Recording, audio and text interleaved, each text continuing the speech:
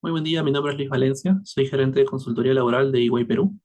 El día de hoy hemos preparado una presentación con dos casos específicamente referidos a demandas presentadas por despidos sustentados en una investigación y un posterior procedimiento de sanción por actos de hostigamiento sexual. Básicamente el objetivo que se tiene con estos dos casos es un poco visibilizar cuáles son las tendencias, cuáles son las posibles conclusiones a las que se puede llegar dentro de los procesos judiciales, ¿no es cierto? Se abre una nueva vía, como vamos a ver que es la reposición. Eh, y finalmente también un poco entender cuáles van a ser las estrategias de defensa de aquellos trabajadores que se vean justamente involucrados en un proceso de investigación y sean posteriormente despedidos. Eh, bueno, básicamente el primer expediente hay que tomar en cuenta que fue una demanda en donde se solicitaba la reposición a un puesto de trabajo, sustentado de que era un despido lesivo de derechos fundamentales, y al mismo tiempo también se solicitó el pago de una indemnización por despido arbitrario. Ahora, como mencioné, todos estos casos están directamente relacionados a despidos debido a la comisión de actos de hostigamiento sexual, y justamente esto se refleja en los hechos del caso. Este caso en específico, un trabajador digamos, luego de la investigación se concluyó que había incurrido en actos de hostigamiento sexual contra una trabajadora. Ese trabajador ocupaba el cargo de subgerente de oficina, considerado como confianza. Hay que tomar en cuenta que digamos, en la investigación no hubo testimonios que confirmen los actos de hostigamiento y el único medio probatorio con el que se contaba eran capturas de pantalla de WhatsApp, en donde justamente había una conversación entre el trabajador despedido y justamente la trabajadora que finalmente fue víctima de hostigamiento sexual.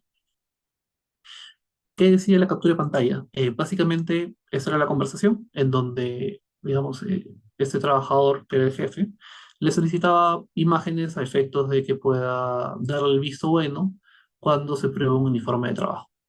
Evidentemente, la trabajadora presentó su denuncia, el comité de investigación de la compañía determinó de que eso se trataba de un acto de hostigamiento y procedió con el despido. Ahora, al momento en que digamos, este trabajador presenta la demanda, justamente también adjunta todos los resultados de la investigación, todos los documentos que sustentaron este despido, que es justamente tanto el informe final, la decisión final y evidentemente la carta de preaviso. Y lo que ocurre dentro del caso es que el juez hace una valoración, ¿no es cierto? Hace un análisis de cuáles fueron los medios probatorios que sustentaron este despido por incurrir en actos de hostigamiento sexual.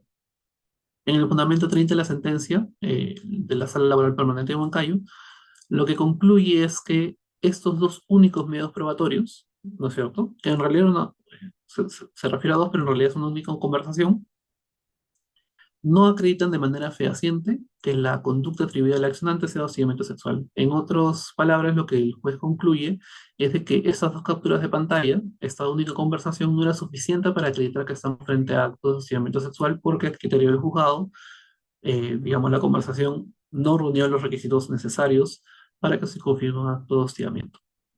Lo que observamos es que el juez valora las pruebas analizadas durante la investigación interna de la compañía y en base a estas pruebas valoradas saca una conclusión sobre si estamos o no frente a actos de hostigamiento sexual.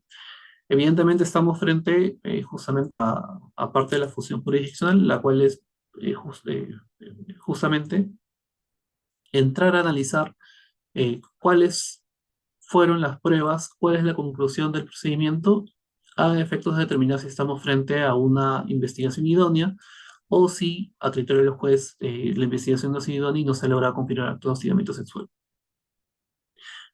Debido a que el juez concluye que no estamos frente a actos de hostigamiento sexual, concluye de que se habría vulnerado el derecho al debido procedimiento. Esto quiere decir de que debido a que la compañía no realizó un análisis adecuado a criterio del juez sobre si esto era o no un acto de hostigamiento, estaríamos frente a un despido lesivo de derechos fundamentales, específicamente el derecho fundamental afectado sería el debido procedimiento. Como consecuencia, ordena la reposición. Hay que tomar en cuenta que debido a que el trabajador tenía un cargo de confianza, lo que se hace es reponerlo frente al cargo ordinario que había ocupado anteriormente, el cual era asesor de servicios. ¿Cuál es la conclusión? ¿No es cierto? El punto resaltante de este caso, que de acuerdo al criterio de este juez, el error en la calificación de actos de hostigamiento, esto quiere decir digamos, eh, la conclusión errada por parte del comité de investigación frente a los hostigamientos sexual de que un acto es o no hostigamiento sexual, lo que va a terminar generando es un despido lesivo de derechos fundamentales. Esto quiere decir un despido que atenta contra un derecho fundamental que es el debido procedimiento. Más allá de que este criterio pueda resultar cuestionable, justamente debido a esta, digamos, esta secuencia lógica que sigue el juez de que un error de calificación es una vulneración al debido procedimiento, más allá de eso, sí lo que abre es una vía, ¿no es cierto?, para que los trabajadores que consideren que su despido ha sido, digamos, no se ha acreditado de forma suficiente dentro de los procedimientos de investigación que haya un acto de hostigamiento sexual, soliciten la reposición al centro de trabajo. Evidentemente, digamos, la conclusión es bastante clara y las acciones a tomar también son bastante claras.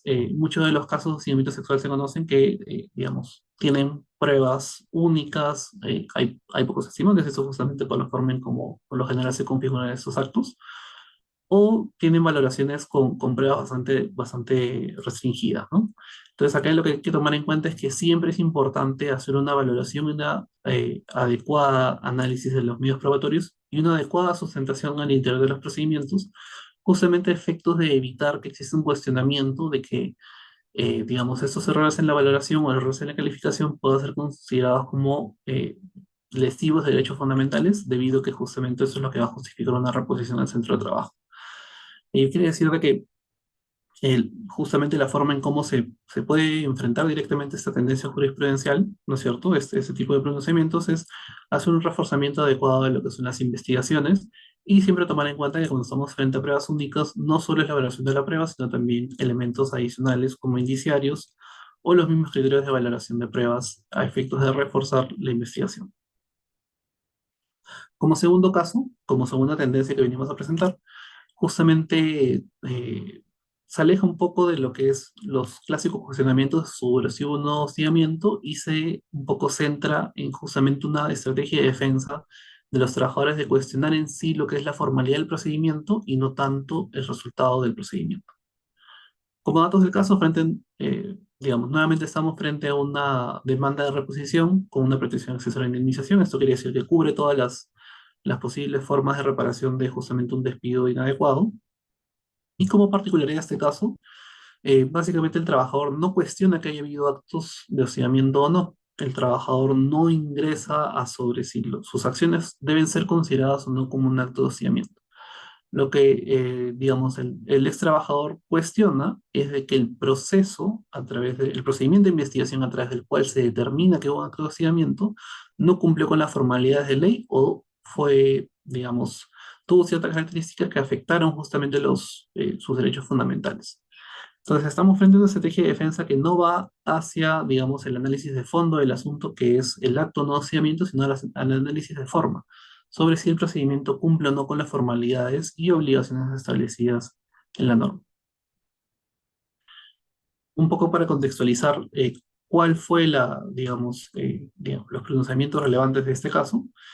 Se tiene el pronunciamiento de primera instancia en donde el juez lo que hace básicamente es analizar los hechos sobre si hubo o no hubo hostigamiento, concluyendo justamente de que sí queda corroborado que en este caso en particular hubo un acto de hostigamiento. En vista de ello, lo que va a hacer es declarar infundada la demanda, ya que se acredita la comisión de una conducta de hostigamiento sexual y al mismo tiempo también valida la investigación que una empresa tercera realizó justamente en conjunto con la compañía para determinar estos hechos. No obstante, como mencioné, la defensa de justamente este ex trabajador no iba tanto sobre si los hechos eran o no hostigamiento, era más dirigida hacia sobre si el procedimiento era idóneo o no. Cuando se presenta la apelación a esta sentencia, la sala ingresa a analizar estos cuestionamientos que había realizado el demandante y lo que señala es que eh, el juez de primera instancia había hecho una valoración adecuada de los argumentos de defensa que estaban directamente relacionados al tema de forma, con lo cual va a declarar nula la sentencia y va a ordenar a emitir un nuevo pronunciamiento. Básicamente la justificación central de estas declaratoria de nulidad es de que no se habría analizado un adecuado análisis de los cuestionamientos al procedimiento, no tanto al hecho de que había habido no hostigamiento sexual, sino sobre si el procedimiento estaba bien o mal llegado. llevado, con lo cual se va a ordenar que se emita una nueva sentencia donde se analice expresamente los argumentos del demandante. Entonces, la forma en cómo la Corte actúa, ¿no es cierto?, es justamente solicitar al juzgado de primera instancia que realice un análisis sobre la idoneidad, ¿no es cierto?, o el cumplimiento de los aspectos formales del procedimiento de investigación. No señala, digamos, que el análisis debe estar centrado en sobre si hubo o no hostigamiento y sobre justamente si la medida no está justificada en un acto de hostigamiento, sino tiene que el análisis centrarse en sobre si los aspectos formales fueron cumplidos o no. Esto, por supuesto, abre una nueva ventana de posibilidades en donde los cuestionamientos a temas formales podrían adquirir relevancia en el momento de evaluar un caso de despido por actos de hostigamiento sexual. ¿Cuáles fueron los pronunciamientos específicos? Los cuestionamientos que realiza el demandante específico, ¿no es cierto? Hay que tomar en cuenta que estos únicamente son sus cuestionamientos, digamos, el análisis que se hizo respecto a si eran justificados o no, eso justamente fue realizado por la primera instancia en la segunda sentencia que emitió. ¿Qué es lo que se cuestionó específicamente de forma? El plazo del procedimiento. Hay que recordar que la norma señala que existen 15 días para emitir un informe final del comité, es un plazo bastante corto, y lo que se cuestionó es que este informe hubiese emitido posterior a los 15 días. También se ha señalado de que, digamos, se cuestionó de que se habría sometido a un procedimiento no previsto en la ley debido a que se incluyó una empresa consultora externa para que, digamos, ayude con la investigación. Esa empresa externa concluyó de que se debía aplicar una sanción de despido y lo que el demandante cuestiona justamente es que esta investigación debe ser siempre llevada por los órganos internos de la compañía. Se cuestiona también la razonabilidad y proporcionalidad, específicamente en el caso había varios trabajadores involucrados, ¿no es cierto? Con lo que se cuestionó de que a algunos les habían aplicado la sanción de despido y a otros una sanción distinta del despido.